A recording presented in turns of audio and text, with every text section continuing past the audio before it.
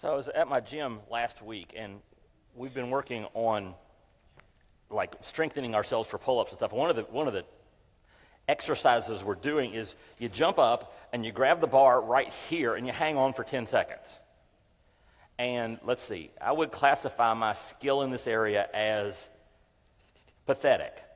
That is the word I think. Matter of fact, that's the word the coaches use about me in general. But so we're doing this, and we're supposed to do 5 sets of them, and we've done 4. And we've got one of our coaches, is an older gentleman who wasn't coaching our class, but he was off to the side, and he's almost like a kinesiologist. He's like, okay, you take this muscle and tweak it here. He does all that stuff. And so all of us and I'm up there flailing around like, wah! And he's had as much as he can take. It's all he can do. So he comes over and he's like, whoa, Steve.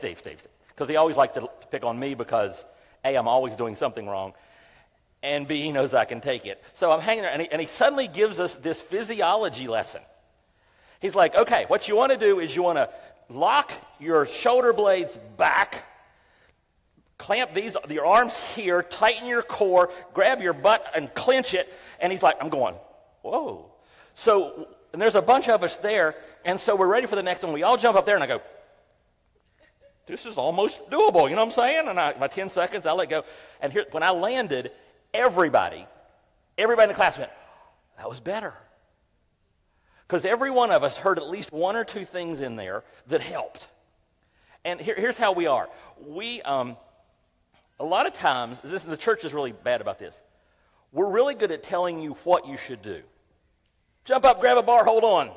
Do this. I think we're okay at telling you why. At least I am. I'm a big fan of why.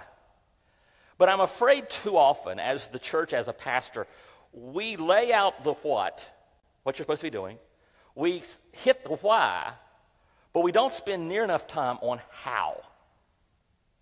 And as we're continuing our series in the second week in our series in the book of James, James doesn't have that problem. James is going to talk about something that's really, really hard and very, very similar to just hanging off a bar. But he's not just going to tell us how, and he's not just going to tell us why. He's not going to tell us what and why. He's going to tell us why. So if you want to turn on your Bible, we're going to be in James chapter. We're going to end up in James 5. Actually, once you get there, move back to James 1. We're going to start in James 1, then move to James 5, because James is an interesting book. So let's start in James 1, very beginning of James chapter 1. And it says this: Dear brothers and sisters, when troubles of any kind come your way, consider it an opportunity for great joy. We always stop and go, I just got back from Colorado, so the question would be, James, what exactly are you smoking, right? All right. Consider an opportunity for great joy. For you know that when your faith is tested, here's what. When your troubles come, consider an opportunity for great joy.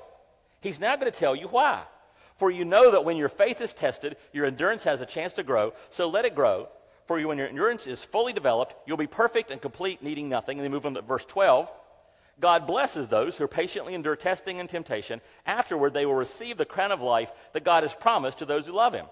So he tells us what. I want you to patiently endure trials and tribulations when things are bad. And he tells us why. I want you to do it because it develops you as a person. You become a better person, more complete Christian, better follower of Christ. And Jesus is coming, so he's got a crown. There's a reward coming at the end times when all this happens. So he's told us what, and he's told us why. And so let's go ahead and get the what in while we're here. And the what is that God uses negative events to produce positive personal development. Aren't you blank people happy? I got to the blanks really fast. You weren't sitting there with the pen poised for like 20 minutes and getting a cramp and all that. So God uses negative events to produce positive personal development. And Paul talks about that in Romans. We know that all things work together for the good of those who love God, who are called according to his purpose. And I'm going, that's great. I know what to do. I even know why to do it. But it would be really cool if James would tell me how. Because, okay, how many of you do patience well and easily? You're just naturally gifted at patience. One person just raised their hand, and I think their spouse broke a rib in the elbow they got. Okay? Right? Because we don't do patience. None of us do patience. It would be really sweet if James would have told us, how the heck do I pull that off? Is that anybody else? That's where I am on this one. Well, here's something cool about the book of James.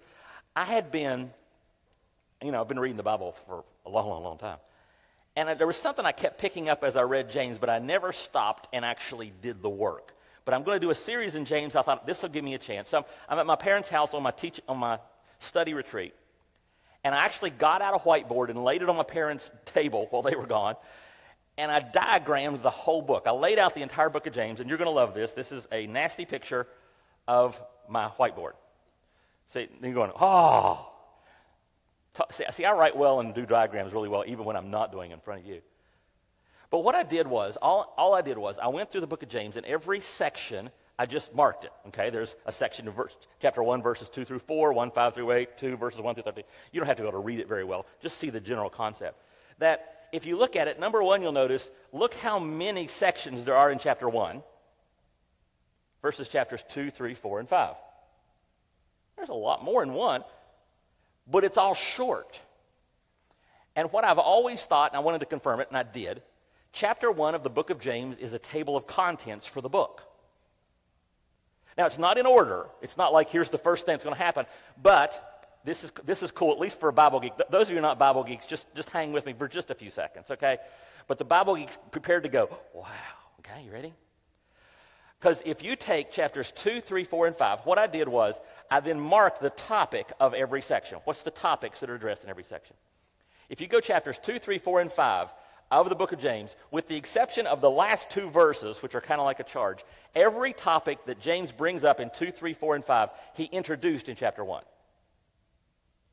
Every one of them that's in chapters 2, 3, 4, and 5, all 4 of those chapters, he introduces them here. So what we're going to do in this series, for the most part, every time it works, which is almost every time, is when I talk about trials in chapter 1, verses 2 through 4, you can see the little TR right there? Of course you can't. But if you go all the way over to chapter 5, there's a TR. So what we're going to do is we're going to hit one of these sections every week, and then we're going to go out in the book and see, well, what does he actually say about it outside of the table of contents? Because what fun is it to read just the table of contents of a book? Well, it depends on the book, right? There's certain books you're like, that would work for me. So now, flip over, turn over, whatever, to James 5, because he's going to now tell us how in James chapter 5. So let's flip over there, and we'll just read it, okay? Dear brothers and sisters, be patient. What? Okay? As you wait for the Lord's return. Why?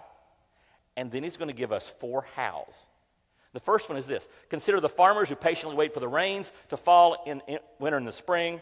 They eagerly look for the valuable harvest to ripen. You too must be patient. Take courage, for the coming of the Lord is near. Don't grumble about each other, brothers and sisters. Here's another one. Don't grumble about each other, brothers and sisters, or you'll be judged. For look, the judge is standing at the door. Then he gives us another one. For examples of patience and suffering, dear brothers and sisters, look at the prophets who spoke in the name of the Lord. We give great honor to those who endure under suffering. For instance, you know how about Job, a man of great endurance. You can see how the Lord was kind to him at the end, for the Lord is full of tenderness and mercy. Now, I know you're anxious to get to the how, because you spent your entire life saying, I want to be patient, I have no idea how. But let's establish one thing that he talks about first, and that is that James assumes Christians will be under pressure from the clash between our beliefs and our culture. Okay? A lot of us, a lot of times I do, have this idea that the most pressure, the most stress, the reason we should have patience is because of what we're going through individually. And what James is saying is, no, the very fact of what you believe is always at odds with your culture.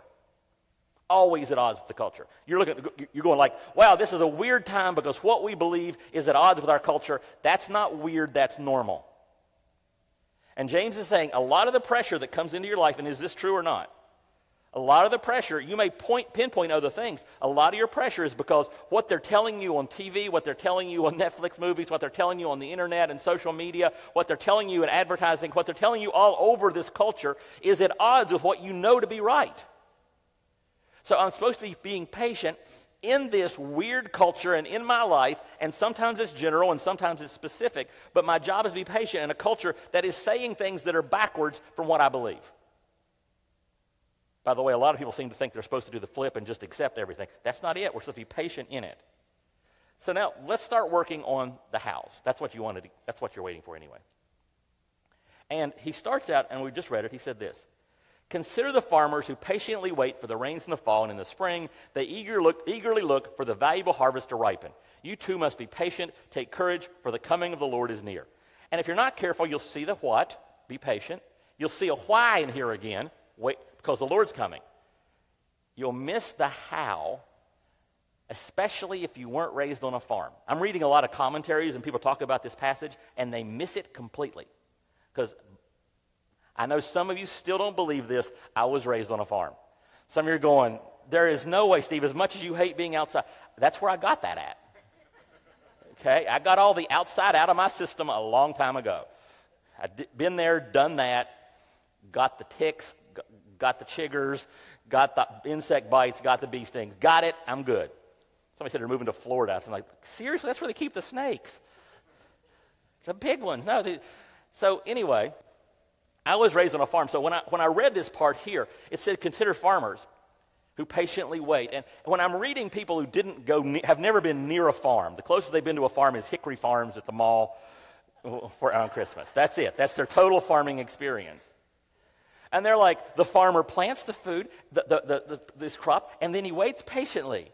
I'm going, it sounds like he could go to Disney World. You know, plant the crops, go to Disney World, wait a few months, come back and harvest.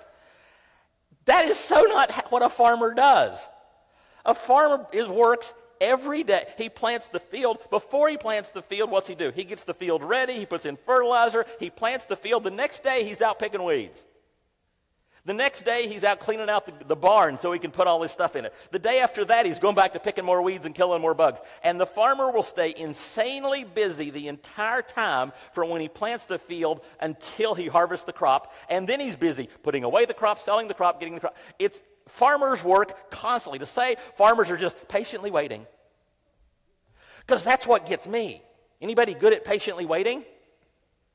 Oh, gosh, we had the Cambodia trip. I went to Cambodia a few years ago, and in our hotel there was a masseuse, and you know it's a two-third world country, so the massages was it like $5 or something for a massage, something like that, and it was like everybody's like, "Yeah, we can go get massages." I'm going, I can lay still for an hour and stare at the floor. Oh, please. Never went near the place. I'm like, I'm not going to get trapped in there where they're going to make me do nothing for an hour. Doing nothing is my absolute least favorite thing of all times. I took a plane flight. Man, I got my laptop, I've got my Kindle, I've got my tablet, I've got my phone. They are all 100% charged. And I've got cords to recharge anything that dies during the process, because the last thing I want to do on a stupid airplane is do nothing. Right? I'm just not going to. So this is not waiting and doing nothing. Because Jesus isn't calling us to passive patience, but to what a lot of people call active waiting. Active waiting.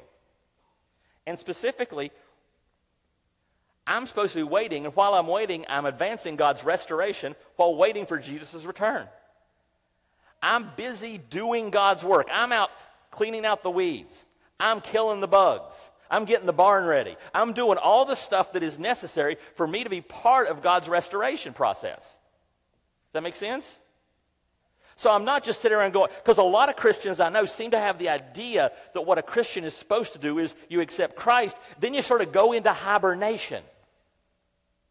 And you don't impact your culture, you don't talk to your culture, you don't impact people, you don't talk to people. All you do is, I'm a Christian now, so I'm supposed to stay away from everybody. And I know I'm probably going to step on a toe or three today. Get ready. But a lot of Christians seem to think I'm supposed to be in this little bubble where all I'm doing is reading Christian books and listening to Christian music and thinking Christian thoughts and have no idea what's going on in my culture. There's a story. I've got a helper down here. There's a story that I tell. I probably shouldn't do this. It's going to take too long. But there's a story I tell in every Step 1 class. And it was about when Bruno Mars was at the Super Bowl. Remember again who Bruno Mars is, right? Please tell me yes. Because you need to pay attention to the culture you're living in. At least pay a little bit of attention, you know. And he did the Super Bowl a few years ago. And the next day, I'm reading, just going through blogs and stuff, and this guy is like all upset because of one of Bruno Mars' songs. just how terrible this song is, and they shouldn't ever be doing. The song's 5 years old. If you're going to critique the culture, stick your head out of your basement at least once a month and see what's going on. You want to come up here? Come here. I can preach with two. Are you ready? See, here's what we got to do. We have to push the right slide each time. Because our job, I got one listener. All right. Because our job is to make the world a better place for this one. Okay? Our job is to make it so there is more of God's grace, God's mercy, God's love available in the culture when he gets old enough for it to matter than there is right now. Does that make sense? Okay? Have you had enough now? No? Okay. Let's read this verse in Ephesians. You want to read it with me? Be very careful then how you live, Paul says. Not as unwise, but as wise, making the most of every opportunity because the days are evil. And I'm afraid sometimes we read that verse and we're like, because the days are evil, that means, no, because the days are evil, our job is to get ready for Christ's return by making our culture as much like Christ will make it when he gets here as possible. Remember, the world, the whole history of the universe is divided into the four sections. There's creation, there's fall, there's redemption when Jesus comes and dies for us, and there's restoration when God restores the culture to what it should be. The world, right? So what am I supposed to do? Well, the farmer says there's going to be a harvest. There's going to be all this stuff coming. I need to get ready for the harvest. For us, what's the harvest? The harvest is Jesus' return, and my job is to get the world ready for that. So I'm going out with the principles. I'm also, see this one now? I have become all things to all people so that by all means I might save some. So I'm out there as the farmer. You've had enough, haven't you? Yeah. You're going to get impatient in just a second, I can tell. Let's give my assistant a hand. Good timing, kid. Okay? So I'm out there taking God's principles to the world. I'm also making sure that people hear about Jesus. I'm becoming all things to all people so that by all means I might save some. I'm not waiting patiently doing nothing. I'm waiting patiently out there sowing more seeds, helping people come to know Jesus Christ. Everybody that I talk to, I have this strategy in my brain. How can I help them come closer to Christ? Does that make sense?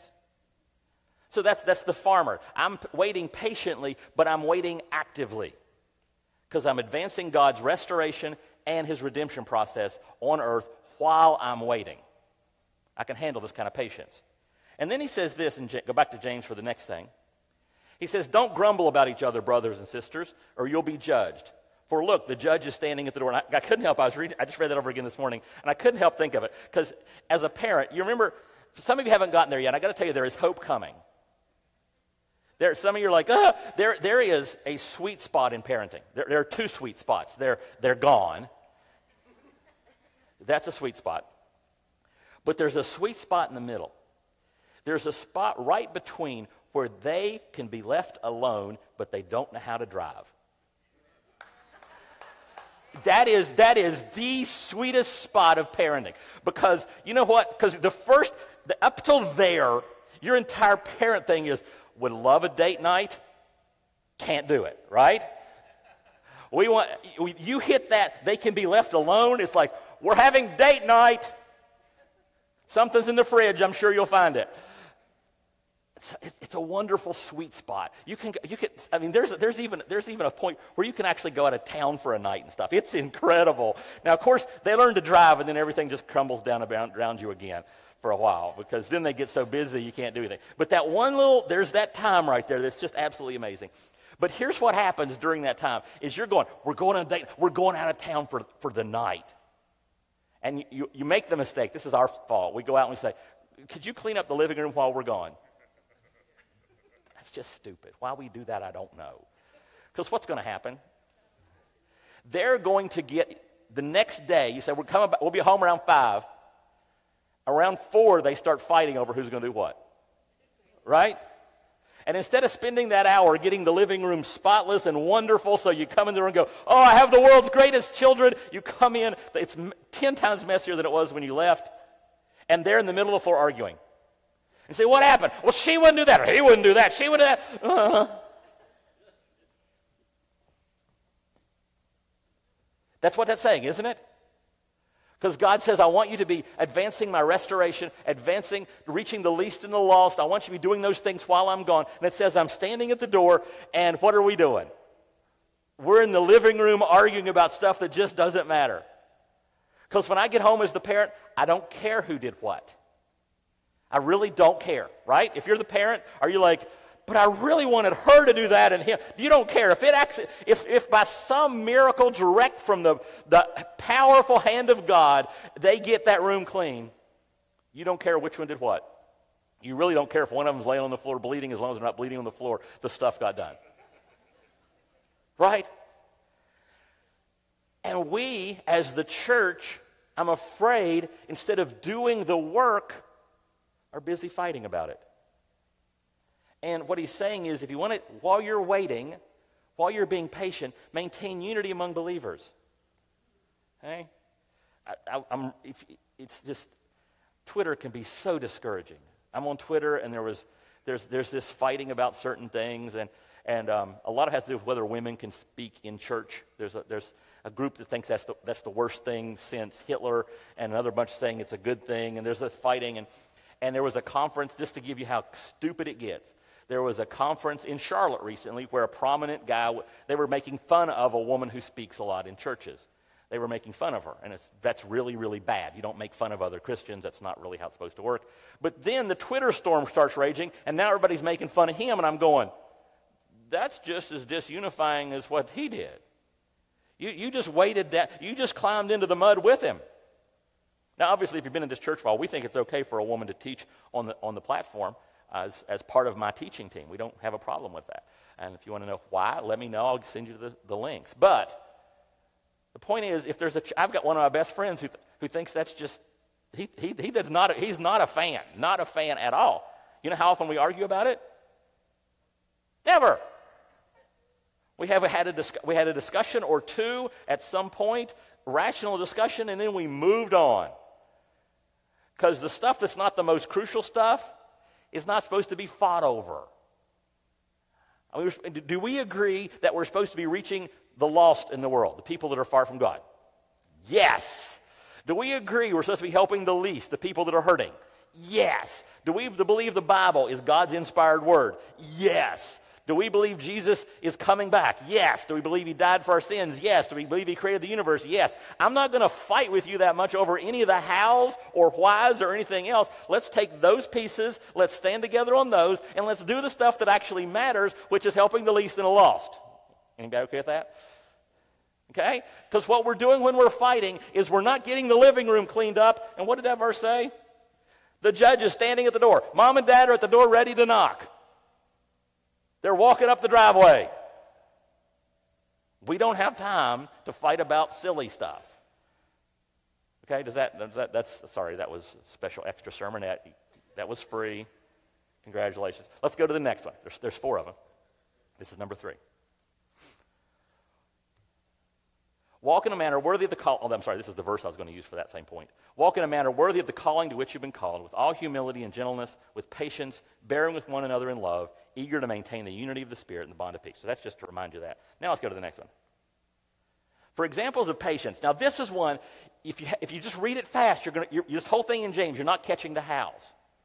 But when you slow down, you're like, for examples of patience and suffering, dear brothers and sisters, look at the prophets who spoke in the name of the Lord.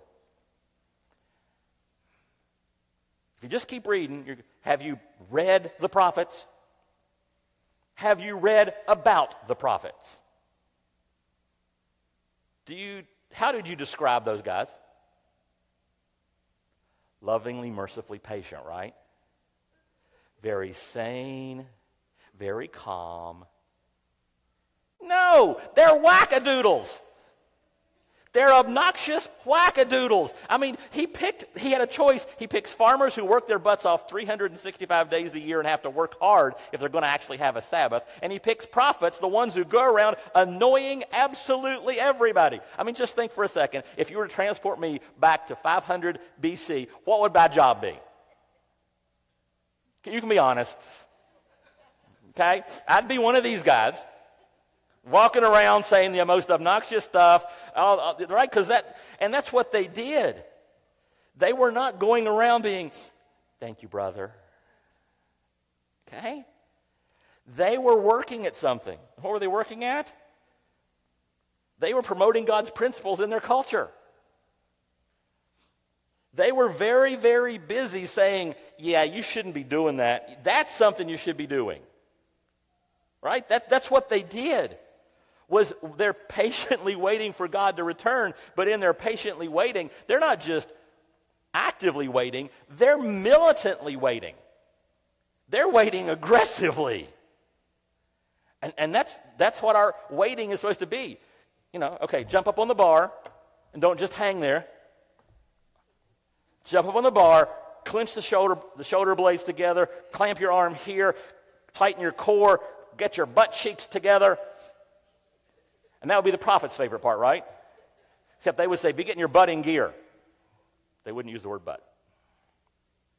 So, expanding God's principles, telling people the right way to do it. Now, the prophets were a little obnoxious. We're not really called to be that obnoxious.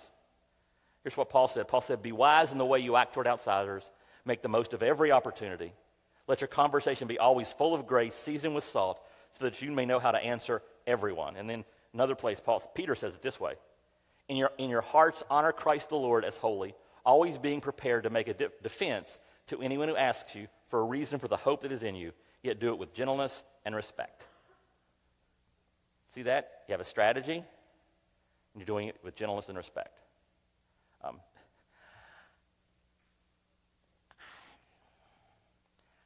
I'm nicer to non-Christians than I am Christians. There's no doubt about that. I mean, if you know me, you'll see me hanging around a non-Christian. I'm like, I'm having fun with them. I'm talking. I was in Colorado, in Denver this past week with a friend of mine who has ALS, and I wanted to get a chance to talk to him one more time, and he's not a Christian yet, and I'm there with his family, and his family's not a bunch of followers of Christ. And, you know, what I'm doing, I'm looking for common ground. I'm talking to them about issues in a way that presents Christ well. I'm not, now I get with a bunch of you guys, I'm like, quit that. Start doing that. You know how I'm not here. So, but there I'm trying to do it with gentleness and respect. Trying to find a way to answer the question in a way that helps move them closer to Christ. Now, I'm not using them. They're my friends. And if they never accept Christ, they're my friends. Does that make sense? But I'm always in the back of my mind, how do I, with gentleness and respect, answer their questions? And I'll tell you, this is how crazy it can be. Joe and I, his name's Joe. Joe and I are out driving around. I forget where we're going. We're driving around. And we actually had a conversation, and he's not a conservative, politically, theologically, anything. He was an agnostic a year ago. We're just working on him, though. Okay? And we had a conversation about abortion. No voices were raised. No fighting was done. We had a conversation about the base principles of why I believe what I believe, without condemning him, without making him feel bad, without attacking, without challenging. And our job is to be having these conversations. And I got to tell you, and I'm going. This is more toe stepping. It's not about winning conversations. I have that tendency. I'm a competitive person. I don't know if I hide it a little bit up here. I'm an insanely competitive person. It's crazy. I'll compete with you about anything. You ever come out of Sanford? You come out of Sanford, right? You're coming out of Sanford, you're passing that Walmart. Anybody know what I'm talking about? You're passing the Walmart, and you know that's going to go to one lane in just a second. And there's a stoplight at Walmart, right? There's that stoplight, and that is the race start. That is go. Okay? And my job is to get as many cars past, hopefully all of them, before I have to do the merge on the 87, right? Anybody with me on that? Some of you guys don't understand. The ones you do, you're fully got it. But for me, that is one of the highlights of my day, because I don't know when I'm going to be getting to that light, but man, I am going to do my best to beat as many people as possible. So I'm a competitive person. Okay, that's not something I'm making up. I am insanely competitive. But I have to watch myself when I'm talking to people, especially non-Christians, but even to Christians. My job is not to win the conversation. My job is to win them to Christ. My job is to move them closer to faith in Christ in every conversation. I was in a conversation while I was out there, and there were two people who were going at it who agreed with each other. You ever been with, there were two people who agree with each other, but they're fighting just because they're so riled up about the issue? And they're both just going at it, and I just sat there. Because they're in a competition thing. They're not in a mode. Neither one of them has their ears even engaged in any way, shape, or form. There is nothing I can contribute to this that will help either one of them come closer to Christ. So I'm just going to sit this one out. You know what I'm saying? So it's not about winning competition. It's not about winning the conversation. It's not about winning and making the greatest point. I've got a pastor friend who spends all his time on Facebook arguing about abortion. And the people who already agree with him are going amen, and the ones who don't agree with him are fighting back, and nobody's minds are getting changed, and nobody's moving any closer to Christ. That makes sense? So, what am I doing to help bring people closer to Christ? What am I doing to help them become the people? How do I actually do things that help with the principles in our culture in a way that I'm making a real, live, honest-to-goodness difference in people's lives? And for me, I'll tell you this, and it's not just for me, it's true. An awful lot of these issues that everybody's really riled up about, the only way you're going to convince somebody differently is to bring them to a relationship with Christ, teach them the basic principles of Christianity, and then suddenly their mind will eventually change. Their mind will change eventually about those issues. Okay? So, quit talking about stuff where it takes 7 decisions to get there with somebody who's far from Christ, except to understand them and listen to them. Sure, express your opinion. With what? With what? You see, you didn't want to say it out loud. And respect. Because you don't want to do that because you're like me and you want to win. And usually when you win an argument, you lose the person. Write that down. Okay? So, one more that James mentions. He says, we give great honor to those who endure under suffering. For instance, you know about Job, a man of great endurance. Now, you guys, just to remind you the story about Job, because his audience knew about Job. Some of you may not. Job's a guy, he lived a long, long time ago. He was really, really rich, and God allowed Satan to take away all his stuff, all his kids, his family, everything except his nagging wife, which God graciously allowed her to stay. Okay? And Job gets everything taken away from him, but he doesn't ever abandon God. He was a man of great endurance. You can see how the Lord was kind to him at the end, for the Lord is full of tenderness and compassion, and tenderness and mercy. And this is the last piece in a culture where you're trying to be patient, is keep your faith. Keep the faith. Maintain that belief in Jesus. Here's how Job had it. Job replied when his wonderful wife, who was having a really rough time at this, told him to just curse God and die. Just abandon your faith. Just quit. And he said, you're talking like a foolish woman. Shall we accept good from God and not trouble? In all this, Job did not sin in what he said. See, that's where we are. We're in a culture that pushes back on us, that gives us stress, that brings trials into our life. We're in a world that puts trials in our lives. We're in a world where anybody have any bad things happen to them recently? Right? And if I were to say, what bad things have happened in your life recently? You wouldn't go, got nothing. You'd be going, well, I could pick that one, or should I say this one? You'd just be trying to figure out which one. You know, what's the right bad thing I should share right now? You know, I came back from Colorado and my washing machine had decided it was done and we're doing the burial. Okay, that's which bad thing should I pick? Shall we accept good from God and not trouble? In all this, Job did not sin in what he said. In Hebrews, the author of Hebrews put it this way. He said, lay aside every weight and sin which clings so closely, and let us run with endurance. There's that endurance, patience word. The race that is set before us, looking to Jesus, the founder and perfecter of our faith, who, for the joy that was set before him, endured the cross, despising the shame, and is seated at the right hand of the throne of God. So, how do I live when life's rough? I don't ignore the problems.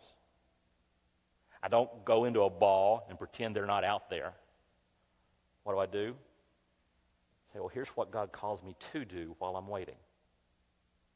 I'm supposed to be helping the lost, reaching the lost and helping the least. I'm supposed to be figuring out ways to get along with all of you crazy, mixed up Christians who believe so many different things so we can work together to accomplish the preparation for Jesus' return.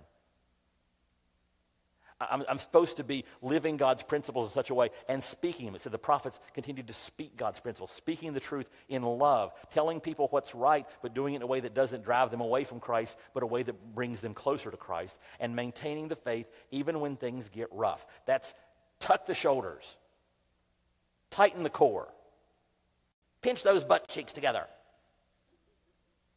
Okay? That's what that is. That's holding this form so that I can continue to do it. And then, when it gets hard, when I'm supposed to be holding on the bar for 10 seconds, and we're at 8. And I can tell you, there is no clock that moves slower than the clock that is measuring how long you've been hanging on a bar. There's not a clock in the world that moves. I don't know how that works, but at second 8, keep the faith, and the way you keep the faith is we go back to why. Why do I keep the faith? Because Jesus is coming. This is not an eternal project. This isn't forever. It may be the rest of this life. It's not forever. It's really kind of cool how it turns out in Job. Said after all the trying, after he held on the bar as long as he could, so the Lord blessed Job in the second half of his life even more than in the beginning.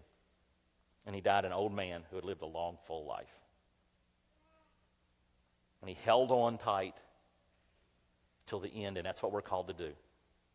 Knowing how to do it and why to do it. And remembering, and I think this is a cool little why, to help you remember to continue to do the hows even when the hows get hard. That Christian waiting is not waiting for something, but for someone. I think sometimes we get this idea that we die, we go to heaven. True. Not that inspiring for me. I get to go to a city. I've been to cities. It's a really cool city. It's a city. There's walls of jasper and streets of gold. Okay, yeah. There's stuff for me to walk on. I'm just not that might turn you on completely. I'm going to go to a city. I got to go to a city, and there's you know what I want to go to? I want to go see a person. The person that I've gotten glimpses of in worship, but I've never seen directly. The one who works in my heart in little ways that I want to hear his actual voice instead of just an impression.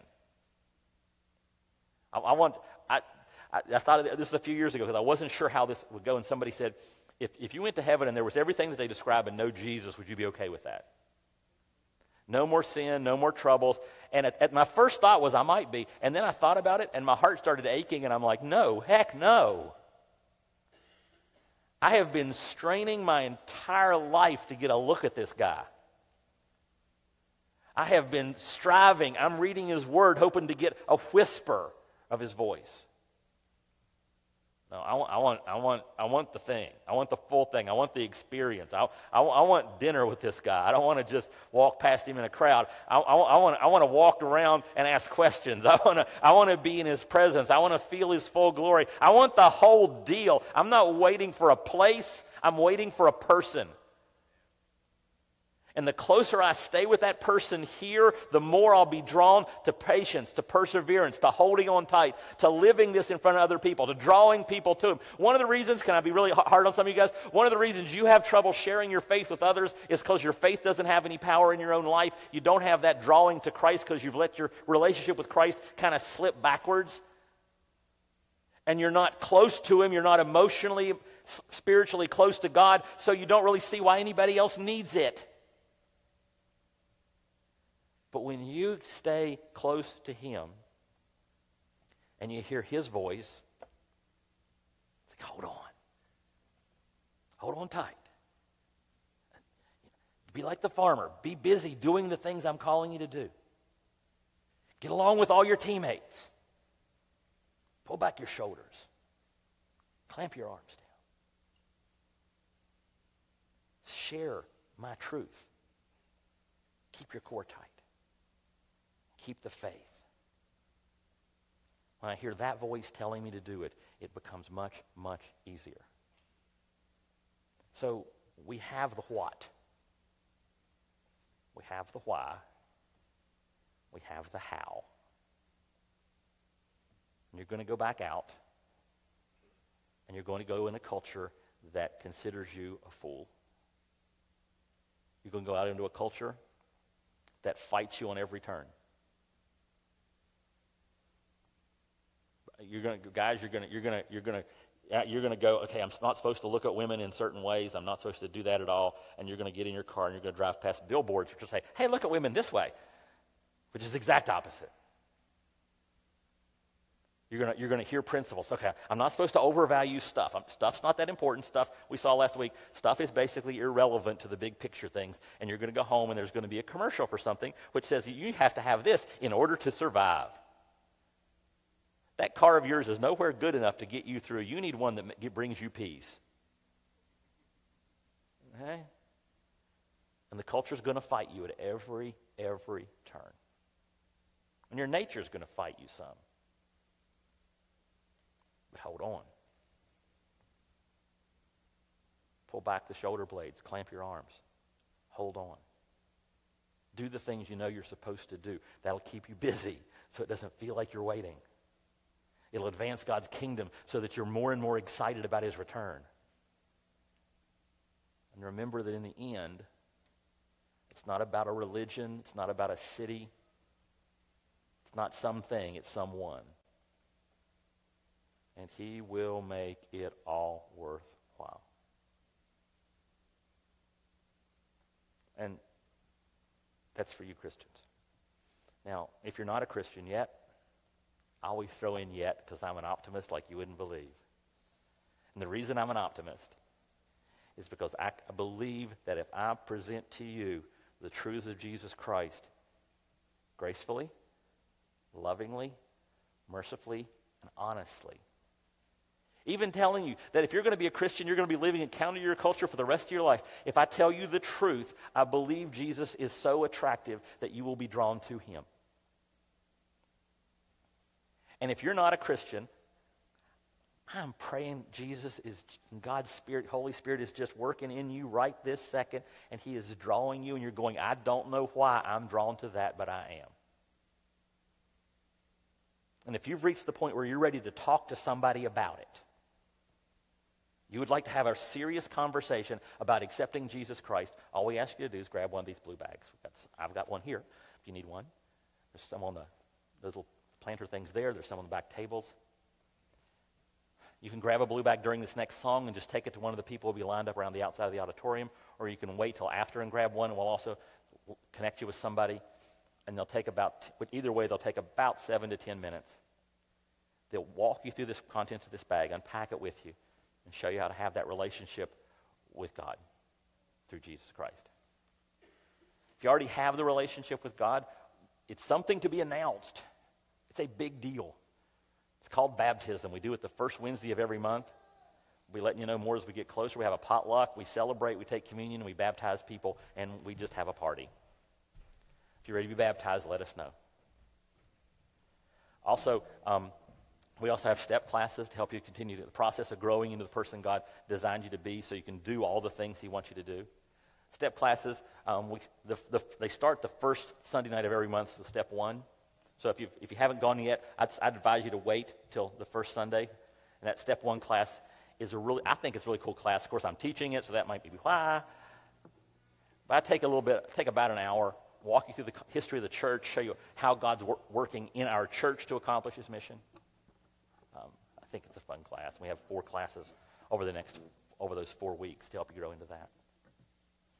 Now, it could be that something that you've heard today, it may have been something I said, it may have been something God just spoke into your life. It's something you want to pray about. We have a cross over in the corner, and that's there. So during this next song, you can just go and pray. Anything you want to pray about. Whatever God's speaking into your heart, whatever a big need, there's somebody who's hurting, you want to pray for them, just go over there and pray. If you want to pray with somebody, we've got, like I said, there's some people lined up around the outside of the auditorium. They'd love to pray with you, totally confidentially. Just go up to them and tell them what you want them to pray for you about, and they'd be ecstatically happy to do that. Okay. We've also got communion stations. There's one there in the back and one here in the front where you can acknowledge all that Christ's done for you and remind yourself of all he's going to do in you.